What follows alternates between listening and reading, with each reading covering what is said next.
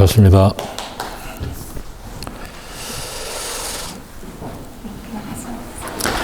여러분 반갑습니다. 소개받은 배양섭입니다.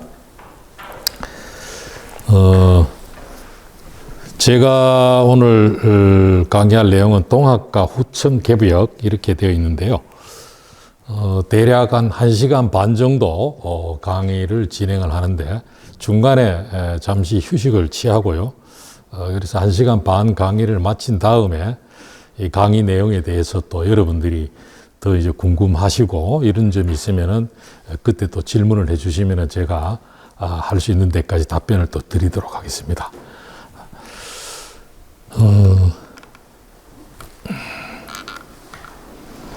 자, 제목을 목차는 지금 동학의 창도와 동학 농민혁명의 발발 및 전개, 그리고 이제 두 번째 동학과 동학 농민군의 사상, 세 번째는 좀 이렇게 이제 조금 요즘 이렇게 이제 글로벌한 차원에서의 이런저런 어떤 문제들과 관련해서 농민 동학 사상과 동학 농민군들의 사상을 좀 어떻게 좀 새롭게 볼 수 있을까 이런 생각을 해보는데요.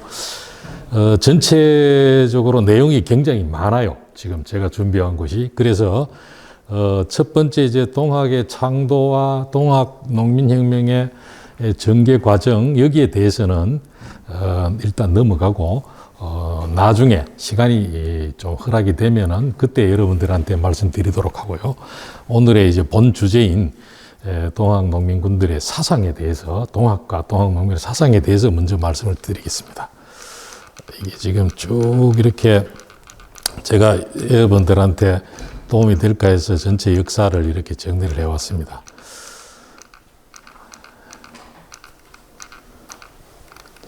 자, 동학 사상 이렇게 하면은 대표적으로 얘기되는 것이 여기도 지금 나왔던 후청 개벽 이런 얘기가 이제 나옵니다. 이 개벽 사상과 관련해서 동학 경전이라든가 혹은 동학 교주인 최재우, 그 다음에 최시형, 해월 최시형 선생 이런 분들이 남긴 이제 말들이 있어요. 보면은 여기도 보면은 이제 개벽 운수라고 해서 지금 이렇게 지금 이 세상에 지금 운수는 천지가 개벽하던 처음에 큰 운수를 회복한 것이니 세계 만물이 다시 포태의 수를 정하지 않은 것이 없느니라 이런 식의 어떤 얘기를 해서 지금이 이제 개벽이라는 굉장히 큰 변화를 맞은 시기다라는 것을 얘기를 하고 있습니다. 그 다음에 이 글이 이제 상당히 흥미로운 것인데요. 이 세상은 요순 공명의 덕이라도 부족하다라고 이제 하셨으니 이 34쪽입니다. 여러분들 가지고 계신 34쪽입니다. 이는 지금 이때가 후천개벽임을 이름이라. 그러니까 개벽이 선천개벽이 있고 후천개벽이 있다라는 것이죠. 그렇게 이제 얘기를 하고 있는데 선천개벽은 물질개벽이요. 후천개벽은 인심, 사람 마음의 개벽이다. 이런 얘기를 하고 있습니다. 그러면서 이어서 장래 앞으로 물질 발명이 그 극에 달하고 여러 가지 하는 일이 전례 없이 발달을 이룰 것이니 이때에 있어서 도심은 더욱 쇠약하고 인심은 더욱 위태할 것이며 도를 닦는 그 어떤 마음, 그 다음에 사람의 마음은 더욱 이제 위태로워질 것이고 더구나 인심을 인도하는 선천도덕이 때에 수능치 못할 것이다. 이런 얘기를 합니다. 그러면서 이제 이 동학이야말로 그런 어떤 위태로운 상황을 극복하고 새로운 세상을 열어갈 수 있는 사상이다, 종교다, 이런 어떤 말씀을 한 것입니다. 그런데 이제 동학이 가지고 있는 이런 개벽 사상, 우리가 이제 개벽 그러면 천지 개벽 이런 식으로 이제 얘기를 많이 쓰죠. 완전히 새로운 세상이다라는 어떤 새로운 세상을 연다라는 의미를 가지는 것이 이제 개벽 사상인데요. 이 동학 사상이 개벽 사상이다라고 이제 이런 얘기를 하게 되는 큰 이유 중에 하나는 동학 농민 혁명 내지는 동학 농민 전쟁 뭐라고 하더라도 이제 좋습니다. 이 큰 사건이 그 이전에 조선시대 때 많이 일어났던 밀란하고 달리 굉장히 큰 비약이다. 어떤 그 밀란의 수준을 확 뛰어넘는, 이렇게 점진적으로 조금씩 이렇게 발전해 나가는 것이 아니라 확 뛰어넘는 비약이다라는 거. 그래서 그 비약을 가능케 한 하나의 어떤 사상적 도약대라는 것이 필요한데, 그 도약대 역할을 한 것이 동학사상이다. 이 동학사상에 의해서 그 당시의 농민들이라든가 이런 사람 백성들이 세계관의 대전환을 이룰 수 있었다라는 식의 이제 이해를 하는 거예요. 그런 것을 전제로 해서 동학은 개벽사상이다라는 논리가 연결이 되는 것입니다. 그런데 실제로 그러면은 동학 농민군들이 그런 어떤 개벽적인 상황을 지향한 것이냐 했을 때는 굉장히 좀 회의적인 부분도 적지 않아요. 물론 동학 교도들 가운데 이제 개벽을 추구한 듯한 이런 언행을 보이는 그런 사람들도 있었어요. 예를 들면 이런 거예요. 동학이 대천리물하여 보국안민한다, 이런 말이 있어요. 대천이물이라는 것은 하늘을 대신하여 이 세상을 다스린다, 이런 뜻입니다. 그러니까 하늘을 대신한다라는 것은 이미 어떻게 됩니까? 국왕이라는 존재 정도는 우습게 하는 거예요. 국왕 위에 천이 있는 거예요. 그렇죠? 조선시대의 어떤 그런 사유 구조를 이렇게 생각한다면은, 그래서 그런 어떤 얘기들. 이거는 국왕을 정점으로 하면 신분적이고, 위계적으로 편제되었던 왕조의 사회 질서, 주자학적인 또 체제 운영을, 이런 것들을 부정한다라는 의미가 거기 내포되어 있는 거예요. 대천이물이라는 것은. 그렇지만은 이런 어떤 말들에 대해서 정작 동학교단에서는 뭐라 한가 하면은, 이런 말을 하는 사람들은 간민살한자들이다.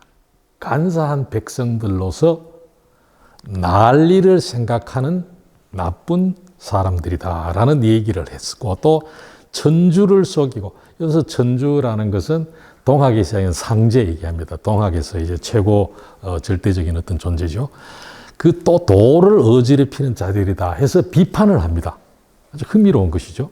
이런 어떤 그래서 이 어떤 이 개벽을 추구하는 언행이 있었지만은 반드시 동학교단에서 그런 식의 어떤 개벽을 추구했느냐라는 것은 좀 의문이다라는 것이고요. 그 다음에 또 이런 얘기 나옵니다. 동학 경전에 보면은 부하고 귀한 사람은 이전 시절에 가난했던 사람, 빈천한 사람, 빈천이요. 빈하고 천한 사람들, 가난하고 천한 사람들은 오는 시절에 앞으로 새로운 세상이 펼쳐지면은 부귀로운 그런 어떤 삶을 누리게 될 것이다 라는 얘기가 나와요. 물론 이거는 동학에만 나온 것이 아니에요. 그 이전에 있었던 정감록이라고, 조선 왕조가 멸망하면은 정시 왕조가 온다라고 하는 일종의 이제 뭐라고 해야 될까요? 그런 민간에 이렇게 이제 떠도는 소문 같은, 풍문 같은 그런 개혁 사상이랄까요? 뭐 이런 것이 있었죠. 그 정감록에도 이 비슷한 얘기들이 나와요. 그 다음에 또 동학을 믿으면은 쌍놈이 양반이 되고 가난뱅이가 부자가 된다라고 해서 이제 신분 상승이라든가 좀 경제적인 어떤 지위의 상승, 이런 것들을 원망하는 그런 점에서 이런 내용들은 한편으로 보면은 전복된 사회 질서를 추구했다라고 해석을 할 수도 있어요. 그렇죠? 부귀와 빈천, 신분적인 어떤 이런 상승, 이런 것들을 추구를 했기 때문에. 그렇지만은 농민군들이, 동학 농민군들이 이제 난리, 농민 전쟁, 농민 혁명을 일으켰을 때 보면은 이런 어떤 개벽 사상과는 상당히 다른 어떤 모습을 보여요. 우선 농민군은 국왕을 전혀 부정하지 않았어요. 개벽, 천지 개벽, 온 세상을 선천후천 이런 뭐 엄청나게 큰, 스케일이 큰 개벽을 추구하는 그런 사상을 정말로 받아들였다면은 국왕 정도는 우습게 알아야 되는 게 정상인데, 농민군들이 국왕을 부정하지 않았어요. 국왕이 이 세상이 국태민안, 보국안민, 광제창생, 조금 더 살기 좋은 세상을 만드는데 역시 핵심적인 역할을 해야 되는 것이 국왕이다라는 생각을 가지고 있었어요. 그래서 농민군들이 자기들이 주장하는 폐정개혁안이라는 것을 27개로 정리해서 정부에 이제 요구를 해요. 그 내용도 보면은 체제를 부정하는 것이 아니에요. 지금 이런 세금 시스템이 조금 문제가 있으니까 좀 바꿔달라. 혹은 지금 세금 체계가 무리하니까 그 이전에 정조 시절에 했던 걸로 돌아가자라든가 이런 어떤 얘기들인 것이지 천지개벽이라는 이런 어떤 엄청난 변혁을 추구하거나 이런 것은 아니었다라는 거. 물론 어떻게 됩니까? 그런 엄청난 변혁을 추구하지 않더라도 홉스봄이라는 사람은 그런 얘기를 했어요. 혁명이라는 것은 현존하는 권력구조와 법, 국가, 심지어 지주 소작 관계할 때 그 지주의 정당성마저도 부정하지 않는 농민들에 의해서 혁명이라는 것이 만들어질 수도 있다라는 얘기를 해요. 그러니까 범상한 어떤 언어들, 범상한 요구들만 하더라도 그것이 결과적으로는 혁명적인 변화를 가지고 올 수 있다라는 그런 어떤 얘기가 있어요. 그렇기 때문에 이런 농민군들의 폐정 개혁안, 국왕을 부정하지 않는 모습, 이것을 가지고 이것만을 그냥 글자 그대로 받아들여서 농민군들은 혁명을 추구한 것이 아니었다. 이렇게 하는 것도 이제 곤란하다라는 생각을 한편으로는 할 수 있어요. 그렇지만 어떻게 됩니까? 역시 동학 사상하고 연결시켜 보면은 아까 이 선천은 물질 개벽이요, 후천은 인신 개벽이다. 그래서 굉장히 중요하게 생각하는 것은 마음의 수양이에요. 마음. 동학 사상에서는 이 세상의 정치 체제나 경제적인 질서, 사회 제도 이런 것들을 바꾸자라는 것이 아니라 인심이에요. 중요한 것은 마음이 바뀌어야 된다. 각자 유심이라고 하는데 요즘 얘기하면은 극단적인 이기심으로 가득 차 있는 이런 사람들의 마음을 바꾸지 않고서는 세상의 정치 체제, 사회 질서 아무리 바꿔도 소용이 없다라는 생각을 하고 있었어요. 그렇기 때문에 어떻게 됩니까? 농민군들이 일어났을 때도 체제 자체에 대한 어떤 개혁 이런 것은 적극적으로 표현이 안 됐을 수도 있다. 이런 어떤 얘기를 우리는 또 한편으로는 할 수 있을 것 같습니다. 그 다음에 이 중요한 것이 오히려 그런 개벽 뭐 이런 막 그 얘기가 아니라 사실은 이게 너무 어떻게 됩니까? 농민 그 동학 사상이나 동학 농민군들이 막 혁명을 하자 했다 이런 것들을 너무 강조하는 것도 꼭 좋은 건 아니에요. 그 혁명을 해봤자 어떻게 됩니까? 아까 지금 인심개벽 얘기를 했는데 사람들의 마음이 우선 이렇게 바뀌지 않으면 똑같아요. 또 어차피 또 모질고 나쁜 놈들이 권력을 잡고 못 살게 굴고 할 수 있는 세상이 언제든지 올 수 있는 것이죠. 그래서 이 농민군들의 생명관, 자연관 이런 것들이 오히려 더 중요하다. 그러니까 앞쪽에 지금 넘어가서 그렇습니다만 왜 이게 중요한가 하면은 지금 이 글로벌한 차원에서 굉장히 중요한 것이 뭐냐면은 기후위기예요. 기후변동. 지금, 최근에도 영국에 있는 글래스고우에서, 기후 관련 되게 큰 어떤 국제회의가 있었는데 그 결과가 사실은 썩 만족스러운 건 아니에요. 그렇지만은 조금씩 긍정적으로 본다면은 조금씩 진전해 나가고 있다 이렇게 받아들일 수 있는데 사실은 우리가 눈앞에 지금 들이닥친 이 기후위기를 생각할 때는 너무나 모자라는 것이 이제 부족하죠. 그럼 어쨌든 이런 글로벌한 어떤 차원에서의 기후위기라는 것이 인류 전체의 존망이 걸려있는 굉장히 큰 어떤 위기다라는 것을 우리가 받아들일 때 인간 중심의 사회 질서, 정치 질서 이런 것들을 뛰어넘어야 된다라는 것이 지금의 어떤 제가 보기에는 인류 전체가 봉착해 있는 문제라고 이제 생각을 합니다. 그랬을 때 단순히 어떤 민주주의 어떤 이런 정도 가지고는 안 된다라는 거예요. 최근에 그 외국에서 나온 어떤 그런 연구들을 보면은 민주주의라는 것이 오히려 이제 환경 미치는 영향을 생각할 때 마이너스인 경우가 더 많다 이런 결과까지 나오고 있어요. 왜 그러냐 하면은 민주주의는 국민 개개인의 의사들을 물어서 그 국민들의 어떤 의사, 국민들이 반대하면은 아무리 좋은 일이라도 추진하기 힘들어요. 그런데 지금 전체적으로 어떻게 됩니까? 이 민주주의 국가에 사는 국민들의 상당수가 이미 물질 문명에 길들여져 있는 것이죠. 그러니까 반대하는 거예요. 이번에 글래스고우에서도 크게 이제 문제가 된 것 중에 하나가 뭔가 하면은 메탄가스의 감축 앞으로 언제까지죠? 40년까지인가 30년까지인가 30%를 감축을 하자라는데 거의 대부분의 국가가 동의를 했어요. 그런데 어떻게 됩니까? 거기서 빠진 것 중에 하나가 메탄가스를 유발하는 가장 큰 요인 중에 하나인 축산업, 농축산업대에서는 유보를 했어요. 왜 그렇습니까? 가장 큰 문제가 사람들이 고기를 안 먹고는 못 살겠다라는 것이죠. 축산업을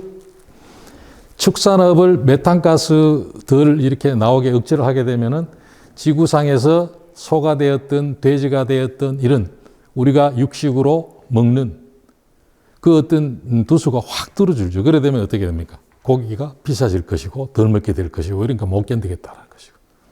또 하나는 어떤 것이 있는가 하면은 여러분들 보셨는지 몰라도 영국의 총리 보리스 존슨이라는 사람이 그런 얘기를 했어요. 메탄가스 CO2 막 이렇게 감축하자고 그러는데 그러면은 굉장히 큰 어떤 또 CO2 배출을 하는 것이 항공기예요. 그럼 항공기를 지금 5년에 한 번씩만 타자는 말이냐라는 식의 어떤 반박을 했어요.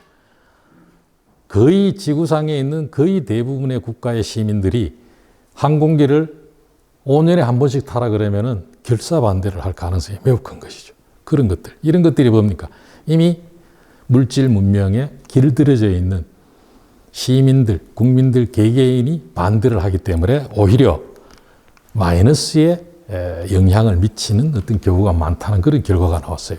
어쨌든 이런 걸 생각할 때 뭔가 좀 지금까지와는 다른 근대 중심적이고 목적론적이고 인간 중심적인 이런 어떤 질서를 넘어서는 뭔가를 생각을 해야 된다는 것이죠. 그랬을 때 이제 동학 사상 같은 경우에도 아까 했지만 천지개벽을 했다는 무슨 봉건 사회를 부정하고 근대화를 추구했다는데 이런 얘기들이 이제는 별 의미가 없어요. 어떻게 보면. 근대가 만들어낸 결과가 지금 기후위기인데. 그렇죠? 좋은 것도 많지만은 굉장히 심각한 문제도 지금 우리 앞에 지금 내놓고 있잖아요.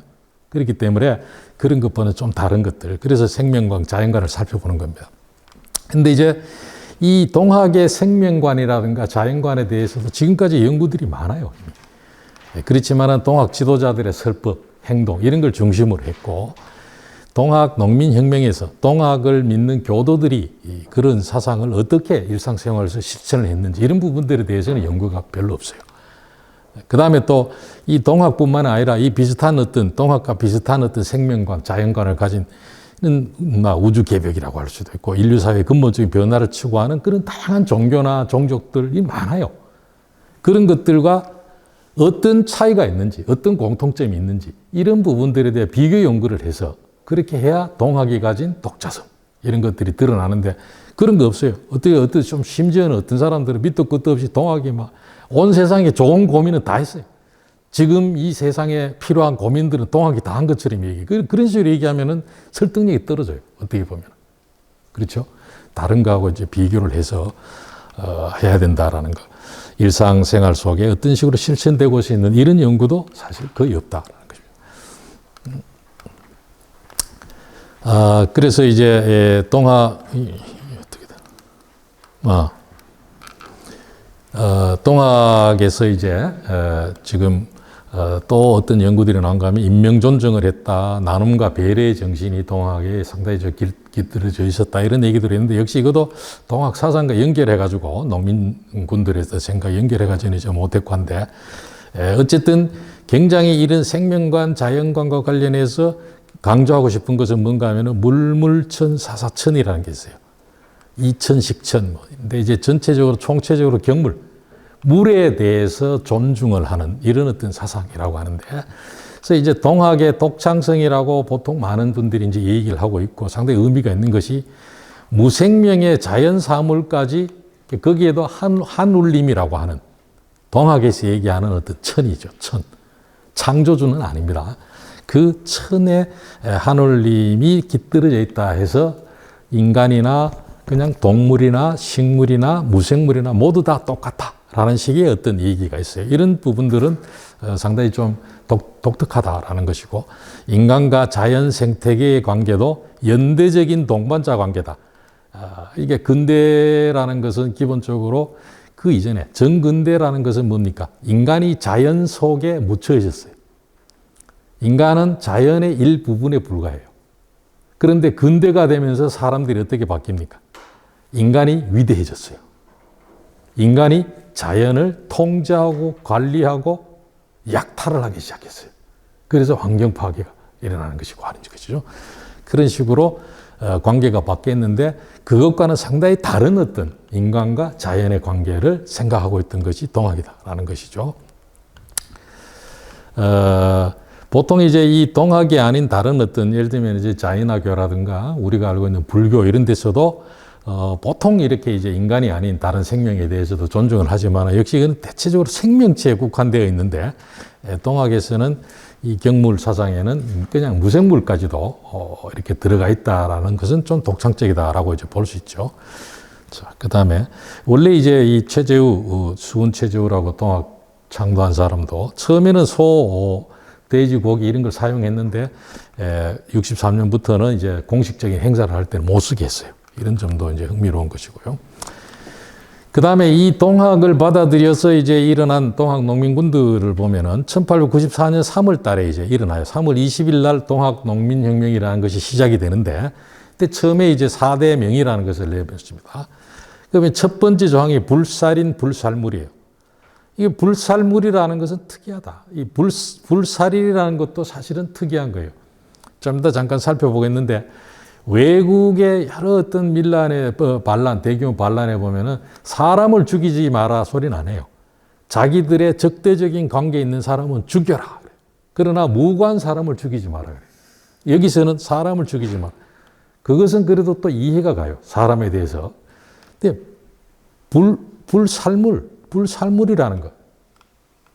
물에 대해서. 물. 여기에는 아까 되어 있지만 생명체를 가진 동물, 식물뿐만 아니라 무생물까지도 이걸 죽이지 마라라고 표현했다라는 것은 굉장히 특이하다라는 것이죠. 이게 이제 하늘과 인간과 자연의 유기적 연결 이런 어떤 데 근거한 경물 사상이다 이렇게 이제 표현이 되고 있습니다. 그 다음에 그 일어나고 한 달이 좀 덜 됐을 때 대적시 4가지 약속, 적을 대할 때의 4가지 약속, 개군 호령, 군대를 경계하는 호령 12개를 넣었는데 그 중에 우선 보면은 여기 보면 절, 물, 해, 인물이라는 게 나와요. 행진해서 지나갈 때 사람과 물을 해치지 않는다라는 얘기가 나와요.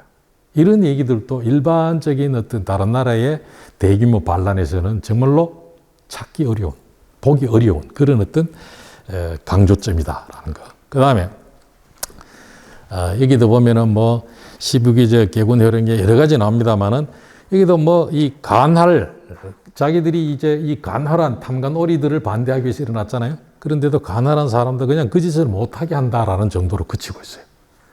심지어는 어떻게 됩니까? 탐묵한 관리도 그냥 쫓아내는 정도지 죽인다 뭐 이런 거 없어요. 그 다음에 불충한 사람도 제거를 한다라는, 제거라는 것은 반드시 죽인다라는 의미는 아닌 것이죠. 그 자리에서 쫓아내는 것도 제거인 것이죠.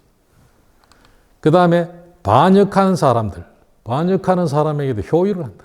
가르치고 타이른다. 이런 거예요. 그런데 어떻게 됩니까?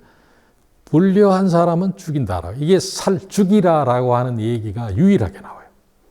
불려한 사람. 이거는 뭔가 하면은 조선이 주자성리학이 조교조 조선의 지배의 논리기 아닙니까? 거기서 가장 강요한 것이 충보다 효였어요. 효. 그래서 동학이 유교의 영향을 상당히 받고 있었다라는 것을 한편으로는 보여주는 것입니다. 그래서 어쨌든 이 보면은 불살인, 불인물, 해인물 사람들과 이제 물건까지 이렇게 했다라는 거. 이런 것들은 이제 관군들의 어떤 모습하고 다른데 또 여기도 보면 이제 홍제일기라는데 그 당시에 살던 유생이 쓴 일기입니다. 농민군들은 지나가는 길에서 풀 한 폭이 밟지 않았고 벌레 한 마리 죽이지 않았다. 이런 얘기. 그런데 어떻게 됩니까? 관군이 지나간 곳에는 모든 것이 잔멸되었다. 모든 것이 다 죽었다. 이 대조가 되죠. 상당히. 그 다음에 이제 이 2차 봉기가 실패로 끝난 다음에 전봉준 최고 지도자가 손아준, 뭐 2번째 지도자라고 하죠. 2번, 3번째. 이 사람들이 편지를 썼어요. 뭐라고 썼느냐. 농민군 무리들입니다. 흩어지게 하여 살 길을 찾게 하고 쓸데없이 생민을 죽이지 마라. 쓸데없이 이제 끝났다. 더 이상 막 무리하게 해가지고 사람 죽이지 마라. 농민군들. 이런 얘기를 하고 있어요.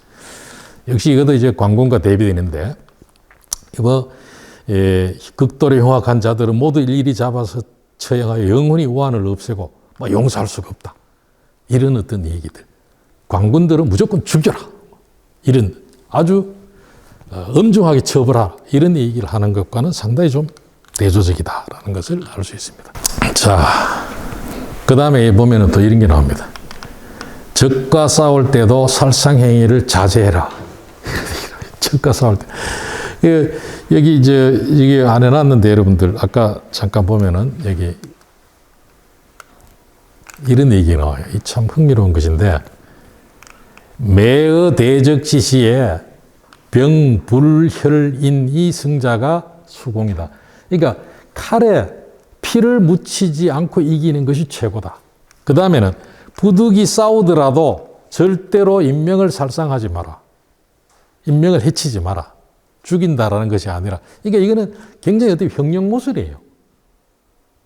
전투에 나가가지고 싸우라고 하면서 칼에 피를 묻히지 마라 그러고 상대를 살상하지 마라. 이런 것들은 세계사 쪽으로 봤을 때 보기 드문 모습. 이게 어떻게 우리가 봐야 될 것인가. 그러니까 지금까지 어떻게 됩니까? 동아 농민군이라든가 이 농민전쟁들의 어떤 역사적인 의미를 반봉건 반해세라든가 이런 식으로 자꾸 이렇게 했을 때는 보이지 않는 것들이에요. 근데 어쩌면 지금 봤을 때는 더 중요하다. 아까도 말씀드렸지만 반봉건 근대화하자라는 것이 그렇게 자랑스러운 것인가. 오히려 이미 지금 근대가 주고 있는 그림자가 너무나 진해요. 아까 했던 기후변동 같은 경우는 언제 인류를 종말로 끌지도 모르고 다 근대가 맞는 겁니다. 그랬을 때 오히려 이런 것들이 가지는 어떤 현재적 의미를 우리가 새롭게 봐야 되지 않느냐라는 것입니다.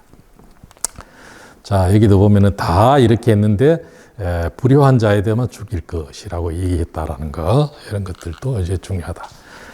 그 다음에 이제 전투를 하다가는 아까 했지만 칼에 피를 묻히지 마라 하지만 어쩔 수 없는 거예요. 싸우다 보면은 죽이기도 하고 다치게 해도 상대방을. 그렇죠? 농민군들이 훨씬 더 많이 죽었죠. 그렇지만.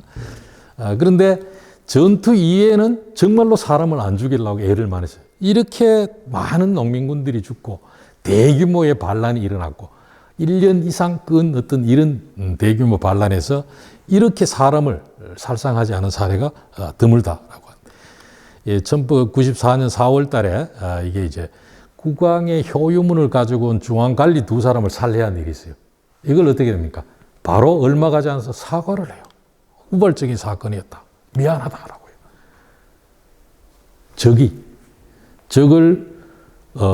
적에 있는 사람을 상대편의 어떤 가장 어떤 상대편의 어떤 핵심 인물 아닙니까? 그런데도 미안하다 그러고, 그 다음에 서산 태안 지역에서 수령들을 죽여요. 근데 이 사람들은 어떻게 됩니까? 이 사람들은 농민군들을 수십 명을 가두어 놓고 이놈들을 다 죽이겠다라고 공언을 했어요. 그러더니 어떻게 됩니까? 농민군들이 들고 일어나서 이들을 죽여버렸는데 역시 이것도 우발적인 사건이었다고 볼 수밖에 없어요. 그 다음에 이제 김계남이라는 사람은 농민군 지도자 중에서 가장 이렇게 좀 과격했다라고 알려져 있는데 남은 부사를 체포해서 처단한 적이 있어요. 이 유일해요. 관리를 이렇게 죽인 사례는 좀 유일이 아니라 이 정도가 거의 없어요. 이거는 이제 전투 직후에 장흥 부사는 장흥성 공방을 벌인 다음에 마지막에 체포되었을 때 처형. 이거는 좀 전투의 결과였다. 이렇게 볼 수 있는 것이고. 그 다음에 이제 이 전투 과정이 아닌 어떤 속에서 관리들이나 양반 지주들을 처단한 사례는 거의 없어요. 이 외에는 이 정도고. 집단적으로 살해한 사례는 역시 없어요. 아예 없다고 봐야 돼요. 아주 중요한 어떤 의미를 가진다. 아까 얘기한 전투 중에 관군을 살해한 어떤 전투 중에 전투를 하면서 어쩌다가 사람을 죽였어요. 관군들이 이 농민군들이 대승한 적이 있는데 이 충청도 쪽에서 대전 옆에서 70여 명의 관군이 죽었어요. 그러니까 이제 미안하다고 그래요. 누가? 최고 지도자 전봉준이 관군을 보내가지고 그 고시문에 이런 얘기, 살상행위에 대해서 매우 후회한다. 이런 얘기를 하고 있어요. 이런 것들 좀 특이한 현상인데 역시 그것은 어떻게 됩니까? 이 전투 중이라 하더라도 사람을 죽이는 행위를 정당화할 만한 사상적 기반이 없었다라는 거예요. 아까도 얘기했지만 동학 사상은 어떻게 됩니까? 사람은 물론이고 동물, 식물, 나아가서 무생물까지 해치지 마자라고 가르침을. 조선의 어떤 국왕도 어떻게 됩니까? 호생지대기라고. 사람을 웬만하면 살리려고 그러는 것이 기본적인 이데올로기로 깔려 있는 거예요. 안 그런 사람도 많았지만, 이념적으로는. 이런 어떤 부분들이 역시 이 사람을 이렇게 이제 죽이지 않고 살상행위 없는 평화로운 전투, 피 흘리지 않는 평화로운 어떤 혁명, 이런 것들을 추구했다라고 이제 볼 수 있겠고, 이 부분은 굉장히 특이한 것이다라는 것입니다. 중국을 좀 보면은 이자성의 난, 여러분들 한 번씩 들러봤겠죠. 뭐 이렇게 이제 하남성 어디를 점령한 다음에 유생 190명을 그냥 잔인하게 죽여요. 코를 베고 다리를 잘라가지고 쭉 성벽 위에 세워놓고 다리를 잘라. 그러면 어떻게 돼요? 밑으로 다 떨어지겠죠. 그렇게 잔인하게 죽여요. 그 다음에 또 사천에서는 과거 시험을 장은축이하고 이자성이 같이 일어났죠. 같이. 과거 시험을 하겠다 해가지고 사람들을 쭉 불러 모은 다음에 어떻게 됩니까? 죽여버려요. 아주 대규모 학살을 해버려요. 수백 명, 수천 명 우스운 것이죠. 여기도 보면은 사천성에서만 백년교도 때 보면은 토호들을 집단 500~600명을 갖다 죽여버려요. 이런 어떤 사건은 우리 조선에서 동학 이런 데서 상상도 할 수 없는 것이죠. 태평전국 운동은 더해요. 여기 보면 이런 게 나와요. 여기 보면은 살상하지 마라라는 이런 내용이 이제 없고, 태평국 지도부에서는 홍수전이라는 사람이 이제 최고 지도자인데, 이 홍수전이라는 사람이 뭐라고 하는가 하면은 일반 백성에 대해서는 상하게 하지 마라 이런 얘기를 해요. 그 사람들은 자기들하고 관계가 없으니까, 우리 형제들이니까 말하자면. 그렇지만 요괴 혹은 요마라고 규정한 청나라의 관군에 대해서 남기지 말고 죽이라라고 해요. 죽여라고 얘기를 합니다. 남자도 여자도 모두 칼을 들고 마음을 합하여 용감하게 요마들을 죽여라. 이 홍수진이라는 사람은 자기가 어떻게 됩니까? 이게 이 신과 만나요. 하늘나라에 가서 하느님을 만났다. 자기가 예수의 동생이라고 그래요. 그러면서 하느님한테 뭘 받아오냐? 참마도. 마귀들을 참수하는 칼을 받아왔다 그래요. 굉장히 공격적인 것이죠. 굉장히. 그런 어떤 모습을 보여준다. 심지어는 태평전국 때는 배반자, 체포한 도망자 이런 사람들, 청나라 군대 중에서 이제 포로 이런 사람들이 식인을 하는 사례까지 보여요. 굉장히 결이 다릅니다. 한국의 어떤 사례하고. 그 다음에 태평천국군 상호간에도 집단적인 살상행위가 일어나요. 내부에서 반란을 동황 양수청이라는 사람이 반란을 일으키다 실패해요. 그러니까 이 동황의 친족과 부하 한 2만여 명 정도를 죽여버려요. 어마어마하죠. 그러니까 어떻게 됩니까? 태평천국에서 15년 동안 한 2천 내지 3천 명 정도가 죽었다고 이 얘기를 해요, 보통. 그런데 많이 추정한 사람이 1억 명까지 죽었다고 얘기를 해요. 15년 동안. 이런 어떤 문제들, 이것이 어떻게 됩니까? 태평천국에 대한 평가가 굉장히 낮아지는 요즘 들어서 큰 이유 중에 하나다라는 거. 일본에서도 살상 행위가 많지는 않았어요. 그렇지만 어떻게 됩니까? 무라 일반 백성들이 불황민이라고, 이건 불가촉 천민입니다. 한국의 노비 집단이라든가 백정이라든가 이거보다 훨씬 더 심하게 차별을 받았어요. 불황민이라, 불가촉. 접촉을 해서는 안 될 정도로. 한국에는 그렇지 않죠.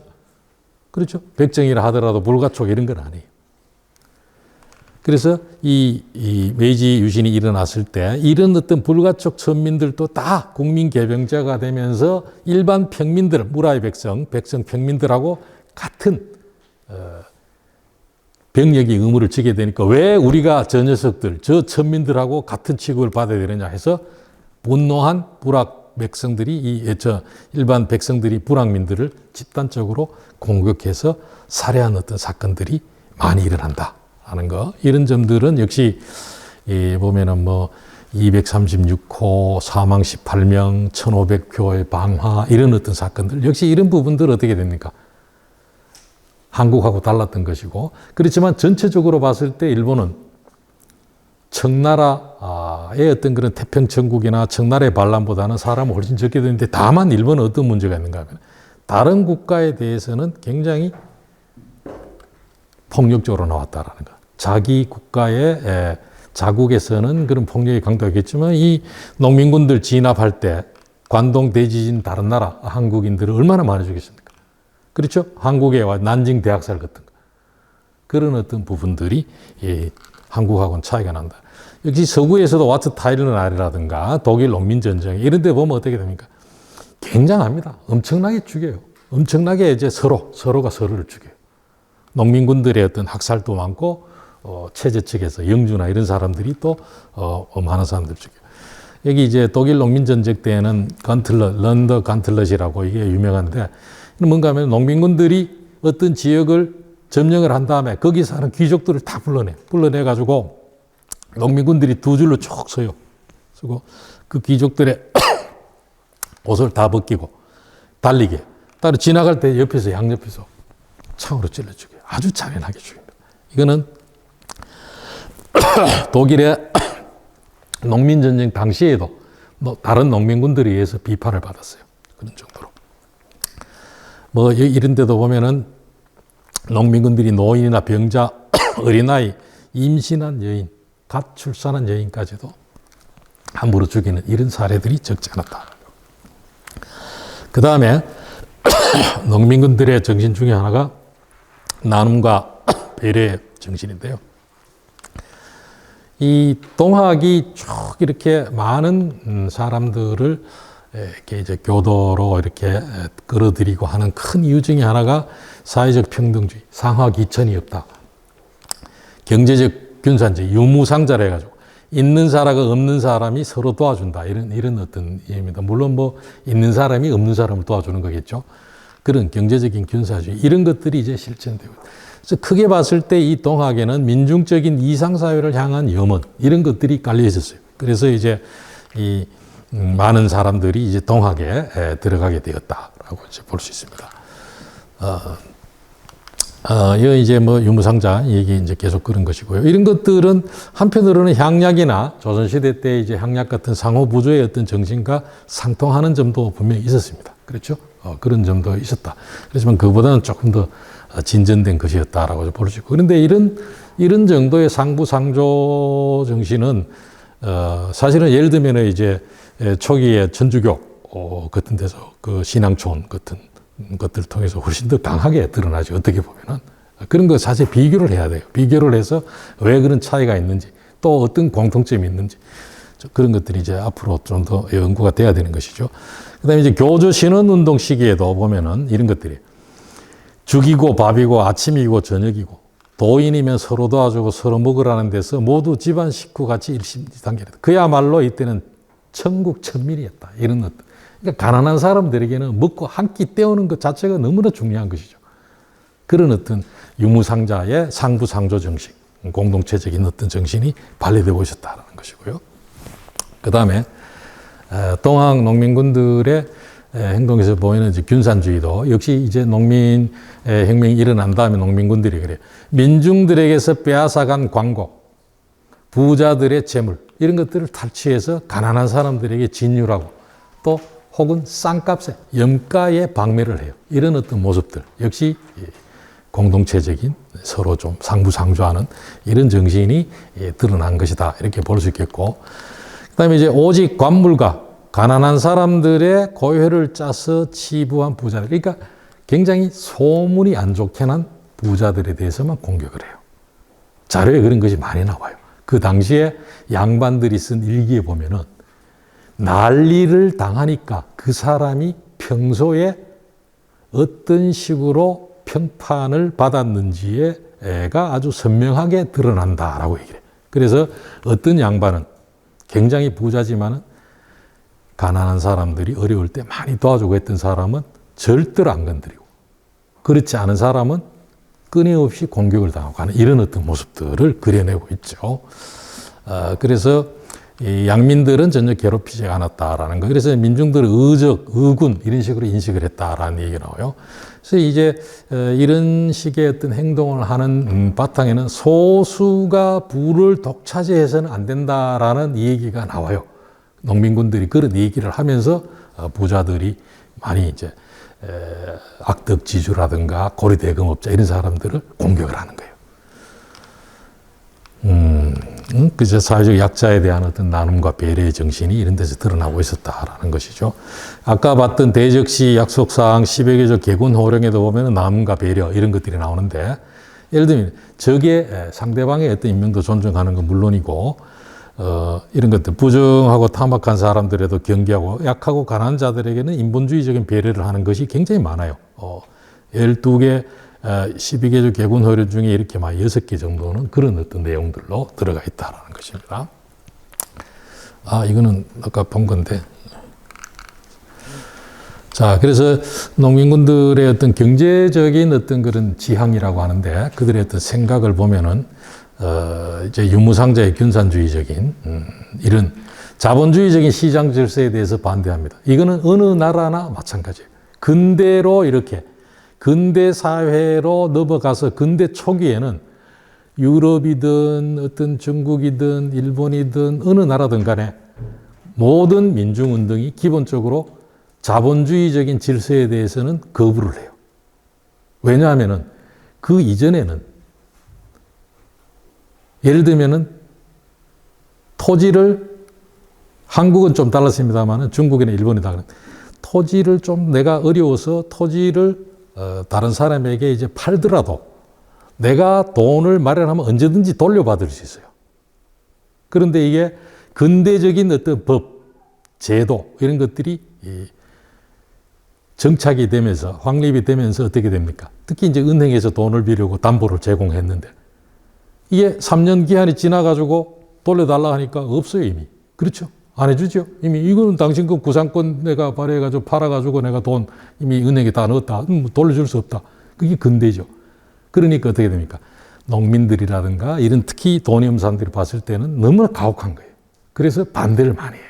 그런 과정을 거쳐서 이제 됩니다만은 어쨌든 인간과 자연의 어떤 새로운 통합을 추구하자라는 논의들이 그래서 칼 폴라니 같은 사람들에서 이제 나오기도 하고 이렇습니다. 여기. 자, 이런 정도로만 하고요. 공동성이라는 공동체적인 어떤 정신입니다. 이런 것들. 그래서 이들의 농민들의 어떤 생각을 그래서 근대를 지향했다. 반봉금 근대하다. 이런 식으로 보는 것은 정말로 곤란하다라는 거예요. 오히려 비근대. 근대가 아닌 방식의 어떤 삶.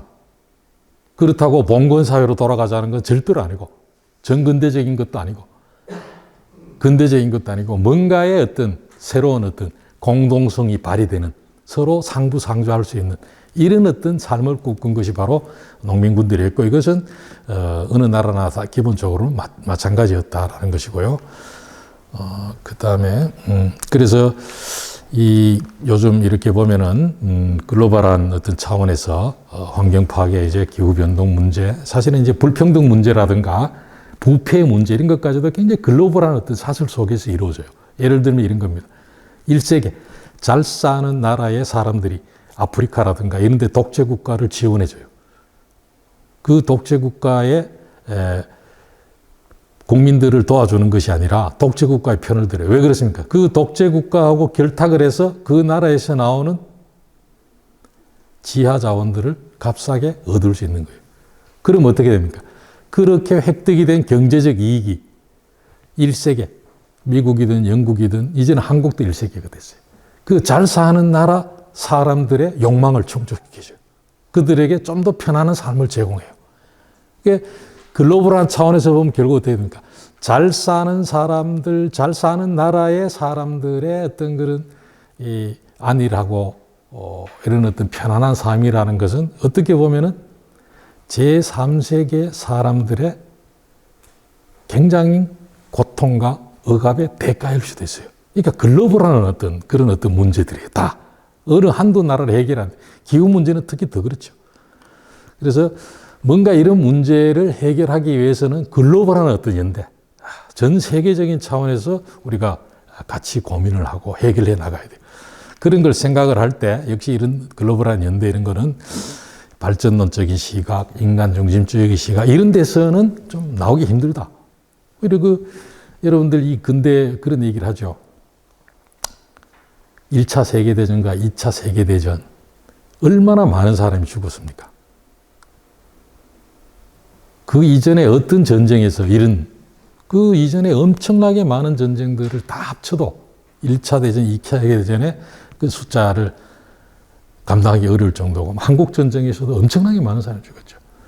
그래서 그런 어떤 근대에 대해서 좀 우리가 이제 반성을 하고 새로운 어떤 가능성을 우리가 찾아본다 그랬을 때 이 동학에 좀 이런저런 어떤 부분들에 대해서 새롭게 좀 볼 것이 있다라는 것입니다.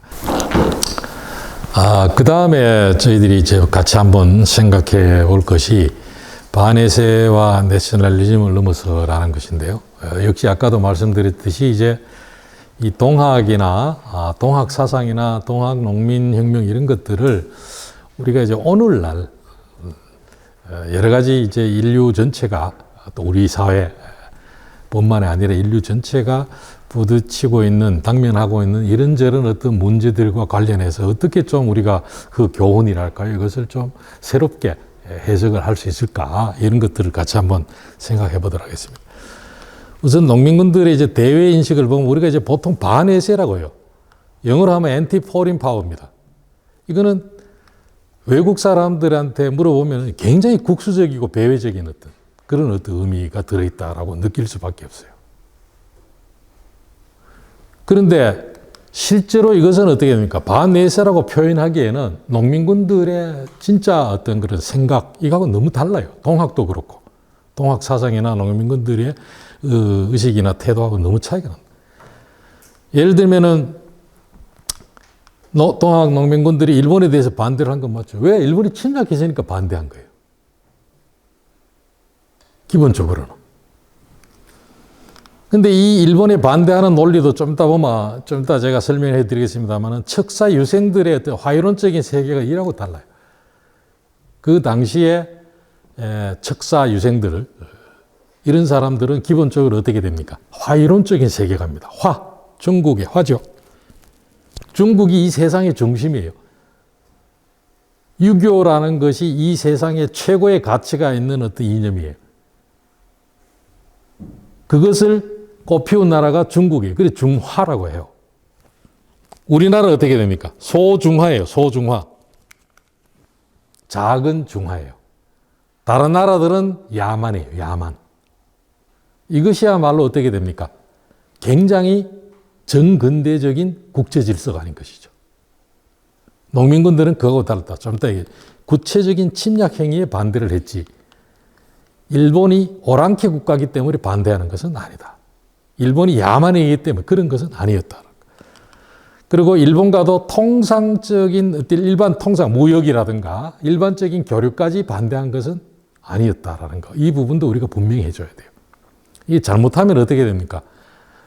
동학 농민군들의 어떤 그런 생각들이 일본에 대한 증오심으로 소비가 되어버릴 수 있어요. 일본이 얼마나 나쁜 짓을 많이 한 거 다 알아요. 그러나 그것이 일본에 대한 증오심에 그쳐서는 절대로 안 돼요. 우리는 이제 일본을 가르쳐야 돼요. 어떻게 보면 그런 속에서 어떻게 됩니까?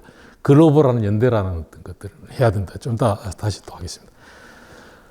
우선 또 이 서양의 인식 보면은 반내세라고 하면은 외국 엔티 포린 파워입니다. 외국에 대해서 다 반대를 한 것처럼 하는데 그렇지 않았다. 우선 동학에 보면은 용담유사라는 것이 동학 경제 중에 이제 이 한글로 된 가사체로 된 것이죠. 이거는 이제 부녀자들과 일반 이제 서민들을 가르치기 위한 것이다라고 하죠. 동경대전은 이제 한자로 되어 있고 한데 거기에 권학가라는 가사가 있어요. 그 보면은 이 서양에 대해서 가장 적대적인 표현이 요망한 서양적이라고 나왔어요. 요망한 서양적. 동학이라는 것이 기본적으로는 서학에 대한 반대다라는 의미를 가지고 있죠. 그렇지만 실제로 서양과 서학에 대해서는 굉장히 이 정도가 가장 센 어떤 그런 적대적 표현이었다라는. 그 다음에 서양의 군사력이나 무기가 도성 입덕, 그 나라 나름대로의 도가 이루어지고 덕을 세웠기 때문에 나올 수 있는 우리나라보다 더 진전된 그런 어떤 모습이다라고까지 얘기를 해요. 우리보다 뛰어나다는 인정을 합니다. 동경대전이라든가 용담조 동학 경전에서 이 잘 알려져 있지 않은 얘기예요. 중요합니다. 이런 것들이. 그러니까 지금까지는 반봉건 반회세, 우리나라가 식민지 지배를 당했기 때문에 그 아픔이 한풀이 형식으로 외세에 대해서 막 열심히 싸우고 한 것들만을 높이 평가했어요. 친일파 나쁜 놈들이에요. 일본 놈 나쁜 놈. 그러나 거기에서 그쳐서는 안 된다는 것이 이제는. 우리나라가 지금 어떤 나라입니까? BTS가 전 세계에서 최고의 어떤 인기 가수 중에 하나예요. 오징어 게임 여러분들.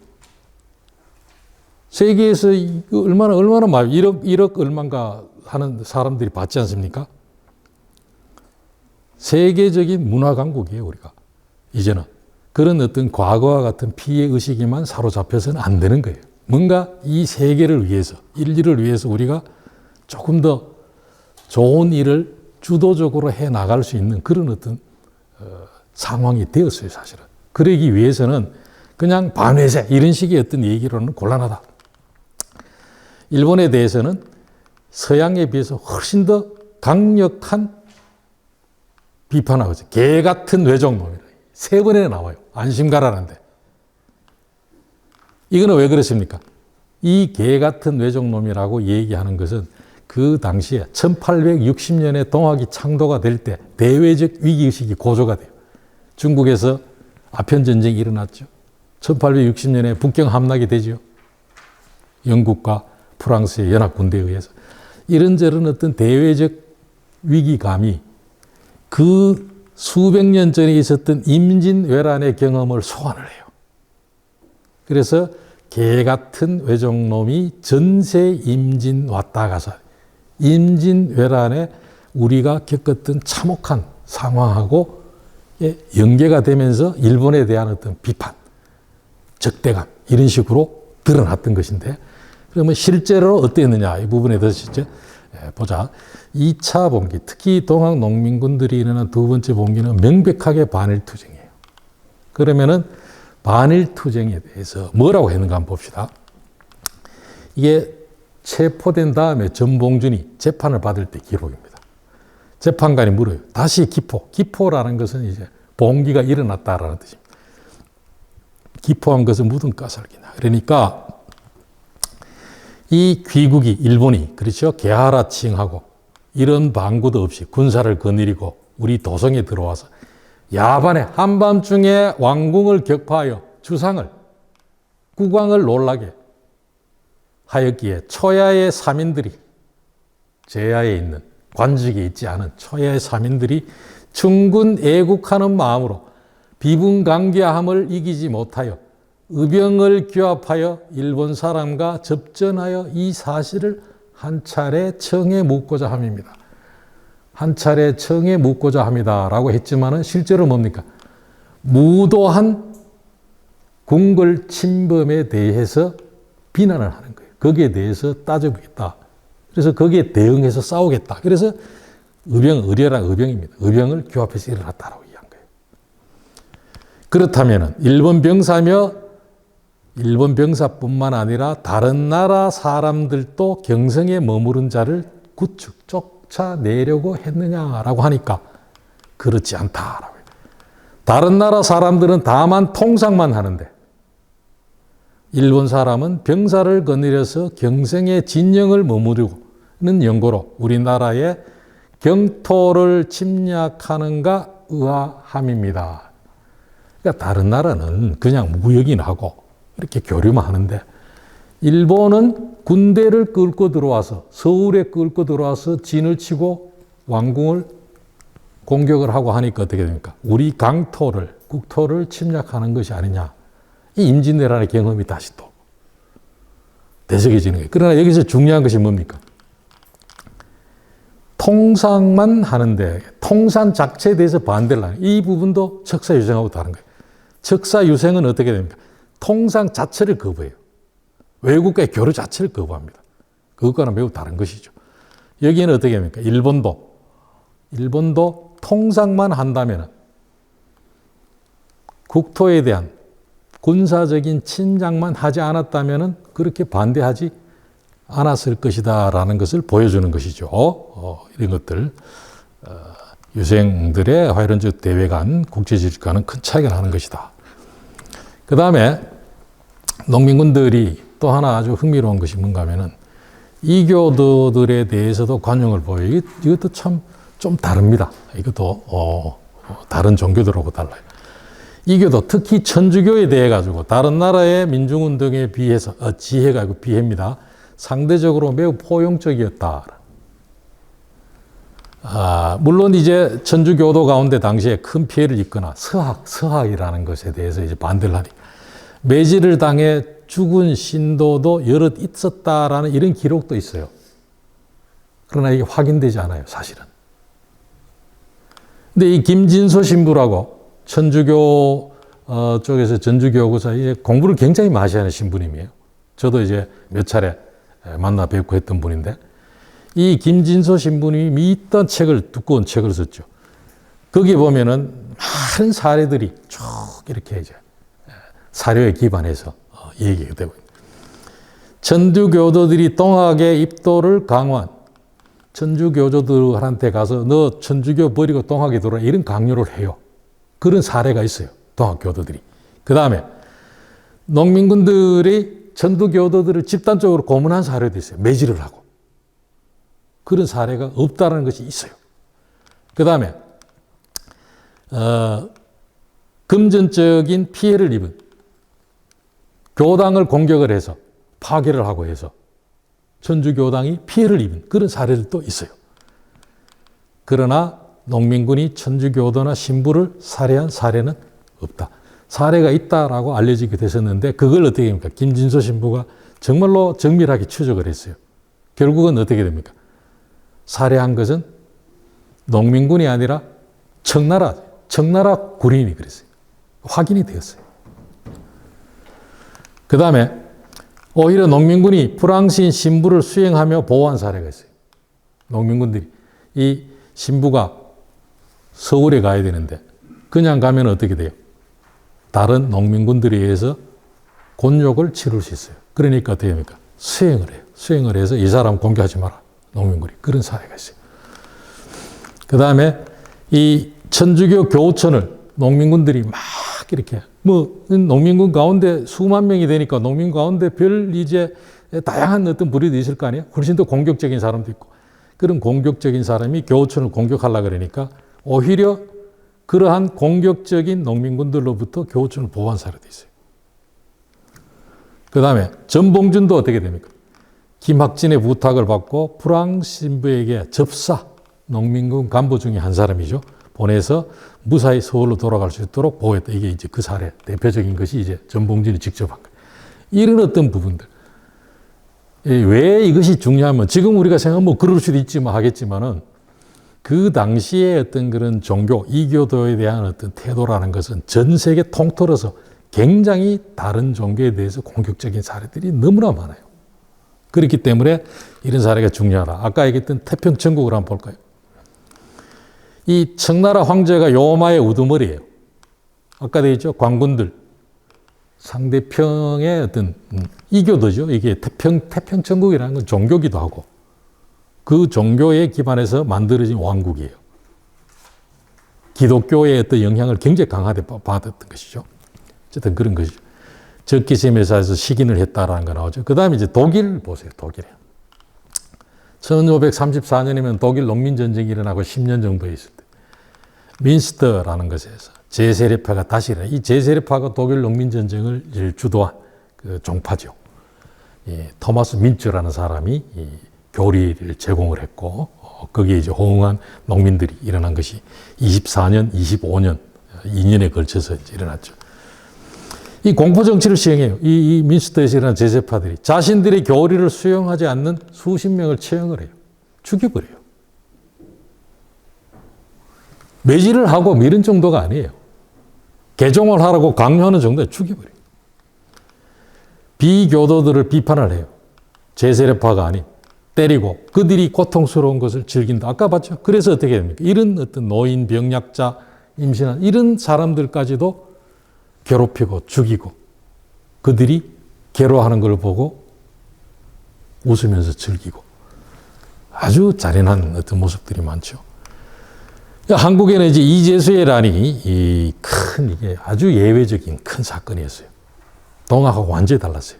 이때는 어떻게 됩니까? 천주교들과 비천주교, 제주도 교도들하고 크게 이제 뭐 한국에서 일어나는 가장 큰 교환이죠, 이게.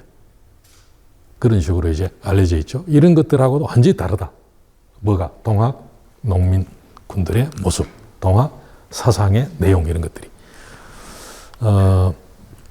여기서 이제 아까 되겠지만 척사파하고 비교가 된다. 통산 자체를 거부한 것은 아니다.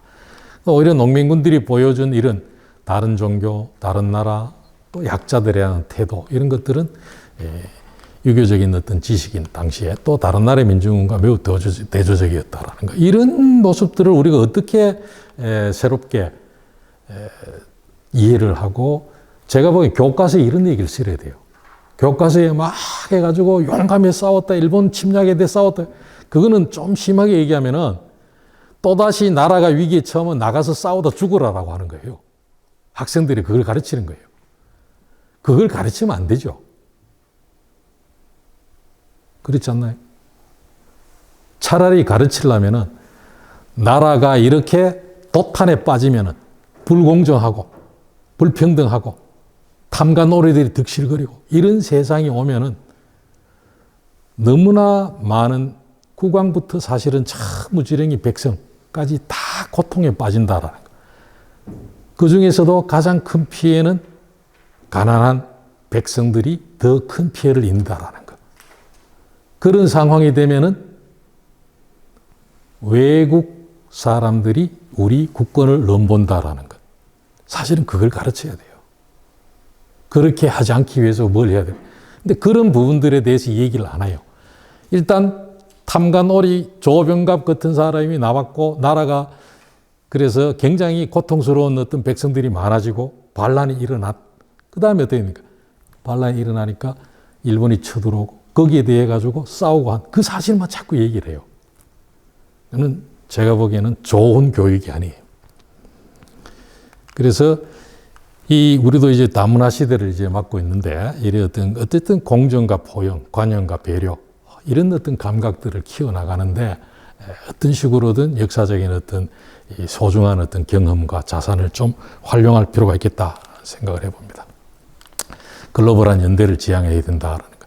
아까 얘기했지만은 상처 입은 어떤 민족적 자존감의 회복이라든가, 일본에 대한 증오, 이런 데 그쳐서는 안 되는 거예요.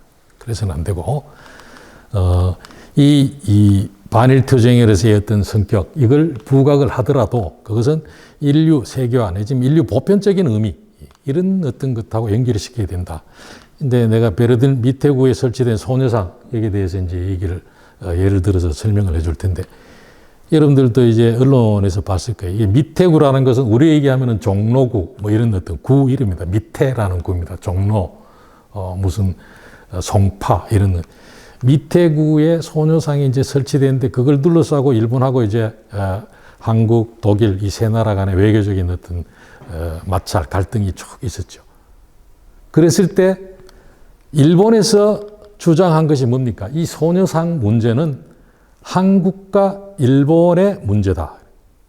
한국 정부가 과거사를 들고 과거사에 기대어서 일본을 비판하기 위해서 만든 것이다. 우리가 알고 있는 거하고 똑같은 얘기를 하는 거예요. 일본이. 우리가 그런 거 아닙니까? 소녀상이라는 건 뭐예요?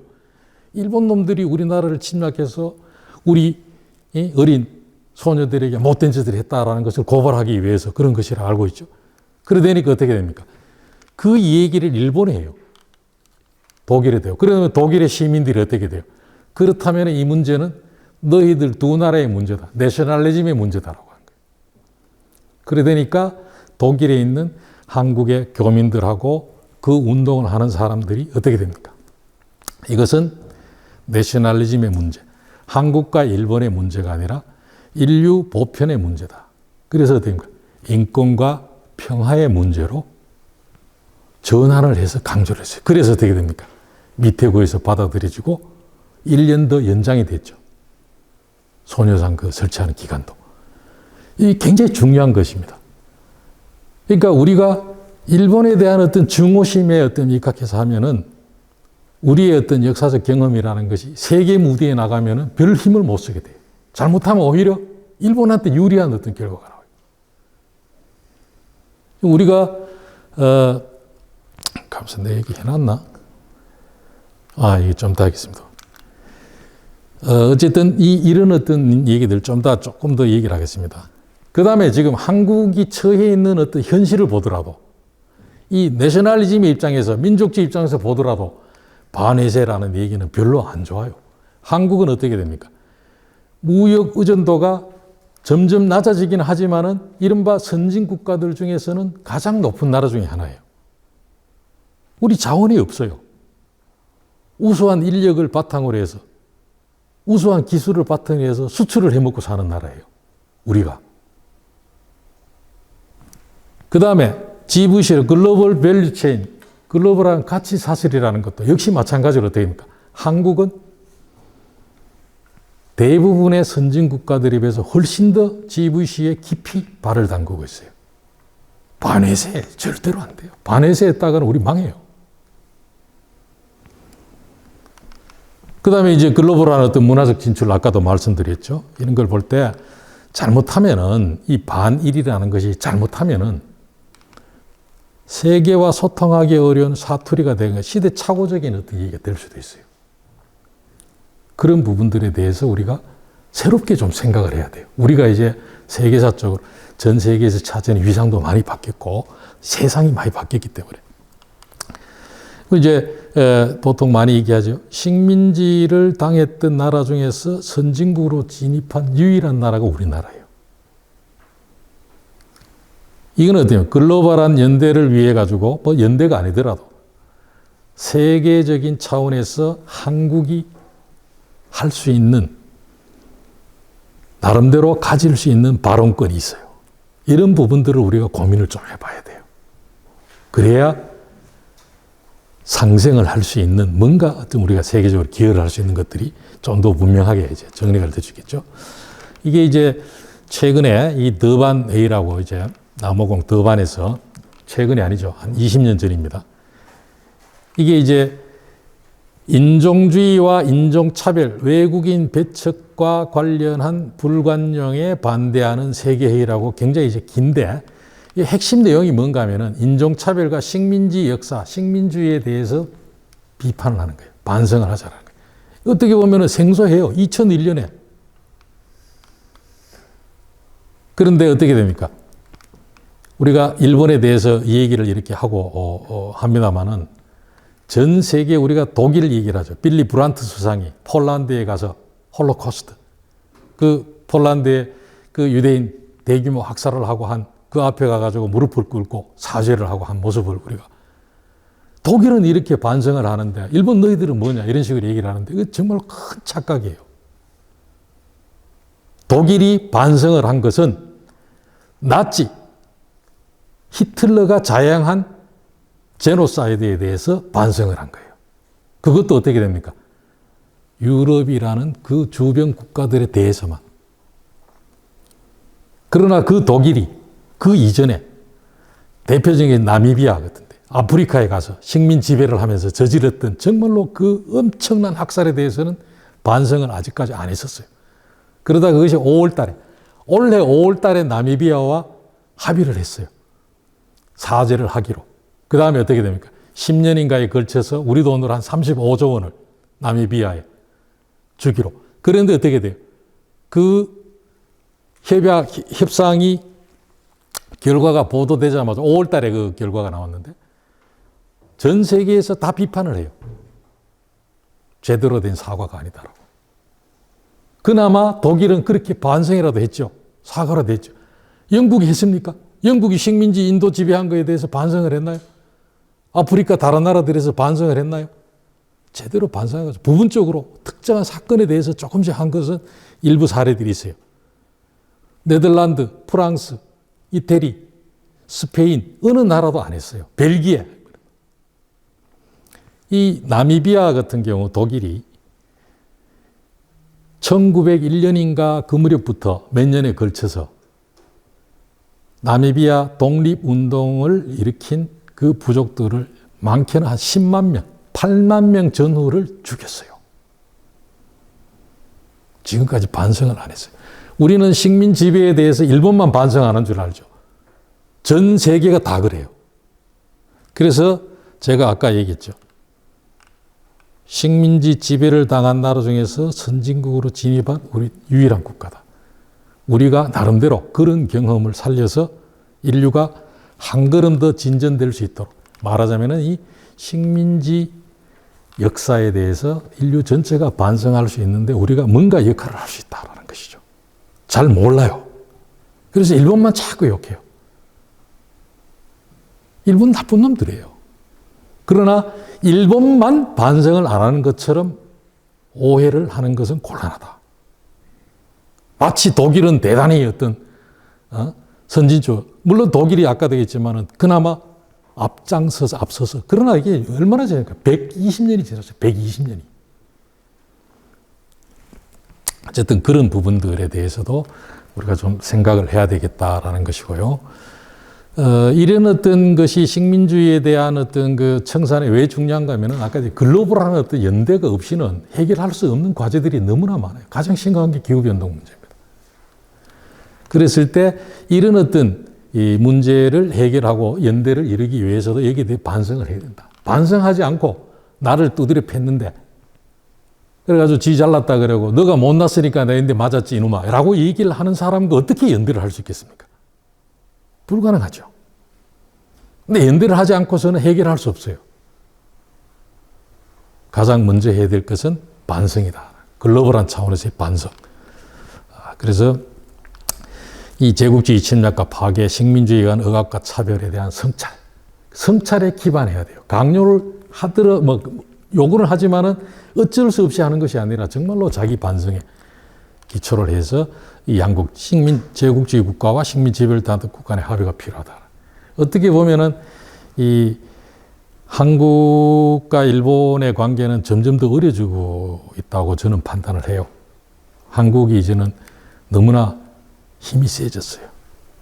한국의 국력이 일본의 10분의 1밖에 안 되고 할 때 예를 들어서 그럴 때 일본이 어떻게 됩니까? 선심 쓰듯이 해줄 수도 있어요. 그러나 이제는 지금 더 어려워졌다고 볼 수도 있어요. 그러니까 그런 것들이 글로벌한 차원에서 같이 이제 해결될 수밖에 없고 그런 역할을 우리가 할 수도 있지 않느냐라는 것이죠. 그래서 이제 이런 어떤 식민지배나 노예무역 이런 것들에 대해서 해결을 해야 된다. 이건 이제 근대라는 시대가 만들어낸 어떤 그런 참상이죠. 부끄러운 과거인 것이고, 아픈 그런 과거. 이것을 넘어서기 위해 가지고는 뭔가 좀 다른 이런, 그래서 그런 새로운 어떤 시대를 만들 수 있는 그런 어떤 가능성이라는 것이 우리의 역사적 경험 속에서 어떤 식으로 존재해 왔는가라는 것을 끄집어내고 가르치고 하는 것이 제가 보기에는 훨씬 더 중요하다. 반봉건 반에서 해가지고 막 이런 식으로 하는 것보다는. 자, 그래서 인류세라고 앤스로포신이라는 지질학적인 어떤 시기 규정을 하고 있어요. 이게 언제부터냐? 이게 이제 크리첸이라고 네덜란드의 화학자입니다. 노벨 화학상을 받은 사람이에요. 그 사람이 인류세라는 개념을 2006년에 처음으로 만들어냈어요. 1784년에 전기기관이 발명이 된 시점부터를 인류세로 잡아요. 그때부터 어떻게 됩니까? 화석 연료의 사용이 급격하게 증가를 했고 CO2가 엄청나게 발생이 되기 시작을 했죠. 기후가 오르기 시작한 거예요. 그래서 우리가 1.5도씨 2050년까지 1점 그때에 비해서 1784년 무렵에 비해서 산업혁명 이전 시기죠. 그 이전 시기부터 1.5도 더 이상 오르면은 임계점을 넘어버린다. 그때는 반성이고 나발이고 필요가 없다. 그래서 그걸 억제하기 위해 가지고 파리 기후협약이라는 것이 이제 그때 만들어졌죠. 그 이전부터 몇 차례 기후 협의가 있었고. 그래서 인류세라는 어떤 이 지질학적 규정을 했다라는 것은 굉장히 이제 의미심장합니다. 이런 부분들에 대해서 조금 더 경각심을 가져야 돼요. 그래서 이 인류 전체의 어떤 전망이 걸려 있는 문제인데 우리가 뭐 이 역사 속에서 그냥 반봉건 반해서나 얘기를 해서 되겠느냐라는 거예요. 다른 어떤 삶의 어떤 방식이랄까 이런 것들을 찾아내지 않으면 어려워졌다라는 것이죠. 그래서 그런 속에서 우리가 역사적 경험에 대해서도 좀 아까 이 반봉건 반해서가 없었다라는 것이 아니라 그런 어떤 가치들이 이제는 상대화되고 조금 더 좀 다른 방식으로 이해가 돼야 된다라는 그런 얘기입니다. 기후위기, 불평등이 글로벌한 어떤 맥락 속에 있다라는 거 아까도 이 얘기를 이제 했습니다. 이번에 여러분들 이 언론에서도 이제 많이 나오고 했는데 예를 들면은 미국 같은 경우에도 확진자가 전체 인구 대비 여전히 어떻습니까? 흑인들 가장 많고 그다음에 유색 인종들, 백인이 더 심한 차이가 뭡니까? 확진자 중에서 사망률입니다. 흑인 압도적으로 높아요. 백인이 가장 적어요. 이런 어떤 글로벌한 차원에서의 어떤 기후 위기를 가져오는데 말하자면 쉽게 얘기해서 탄소를 가장 많이 배출한 나라가 잘 사는 나라들이에요. 그 중에서 어떻게 됩니까? 탄소 배출로부터 가장 큰 혜택을 받은 사람들이 잘 사는 사람들이에요. 그런데 그 탄소가 가져오는 환경의 역습, 일종의 뭡니까? 코로나 바이러스도 어떻게 보면은 환경 재앙이라고도 볼 수 있죠. 거기에 가장 큰 피해를 받는 사람들은 가난하고 이 기후 변동에는 가장 적게 기여한 사람들이 가장 큰 피해를 받아요. 이 기후 정의 문제라고 이제 얘기를 해요. 기후 불평등의 이제 문제인데. 어쨌든 어떤 그런 어떤 문제들, 이런저런 어떤 문제들에 대해서 우리가 여러 가지로 생각을 이제 할 필요가 있다는 것이죠. 그래서 이런 어떤 기후위기 이런 것들은 결국은 근대라는 파괴적 합리적, 우리가 이제 근대는 사람들이 합리적인 어떤 생각을 하게 된 그 이전에는 미신에 맞들어서 이렇게. 근데 과연 그런가? 그 합리주의라는 것이 결국은 파괴적인 것이었다라는 것. 그 파괴적 합리주의의 자업자득이 오늘날의 위기다. 이렇게 이제 볼 수도 있는 것이죠. 그래서 이제 서구라는 것, 또 근대라는 것, 또 발전이라는 것이 도달한 현실이 어떻게 보면 굉장히 암울하다라는 것이죠.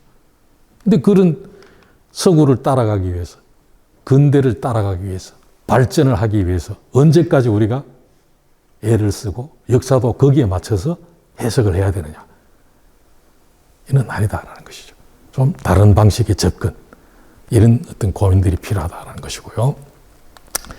그래서 근대나 근대적 발전이 근본적으로 이제 회의가 되고 있는 아주 핵심적인 이유가 이제 파괴적 합리주의 이런 것들이죠.